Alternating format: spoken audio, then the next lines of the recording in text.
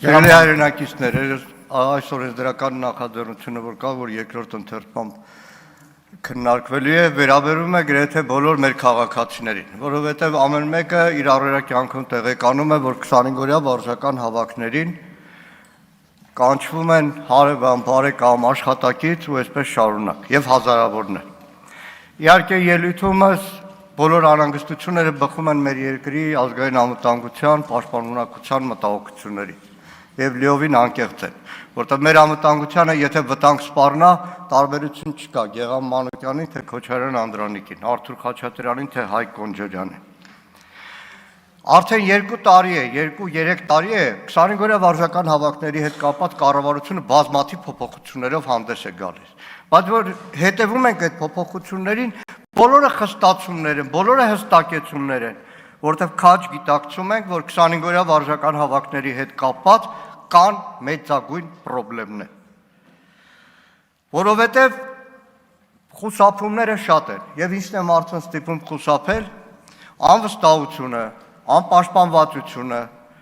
25 օր իր աշխատավայրից զրկվելը, 25 օր ոչ գրանցված աշխատանքից զրկվելը, ընտանիքից զրկվելը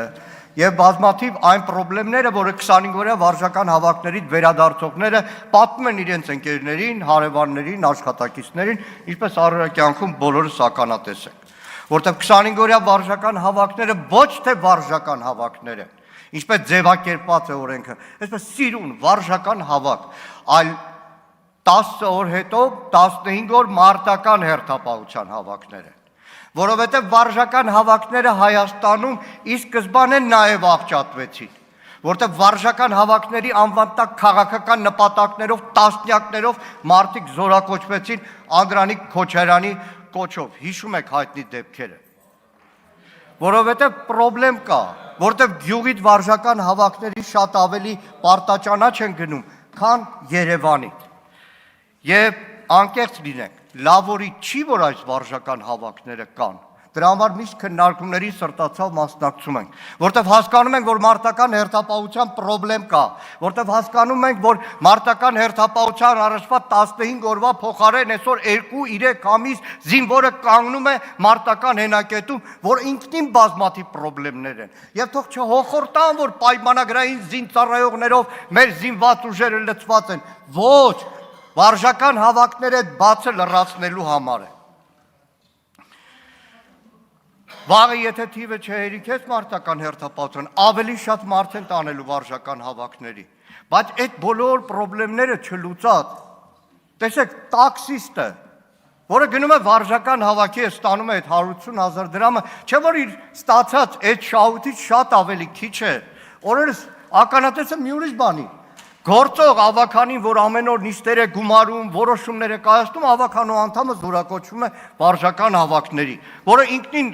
չեմ ասում ճիշտ է կամ սխալ, բայց խնդիր է։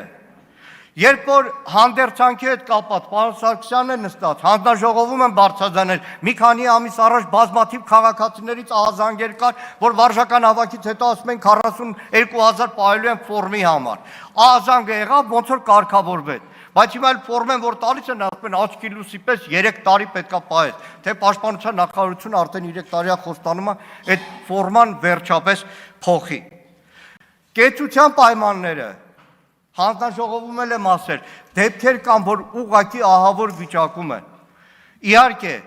անվտանգության հետ կապված բոլոր խստացումները կարևոր են, եւ շատ հաճախ դրա համար է, որ ընդդիմությունը կողմ է քվեարկում, բայց նաև անվտանգության հարց է աչքակապությունը, մարդկանց խաբելը, պոռոտախոսությունը, որը ինքնին ձևն է, բայց բովանդակությունը շատ ավելի վատն է մեր անվտանգության համար։ Շնորհակալ եմ։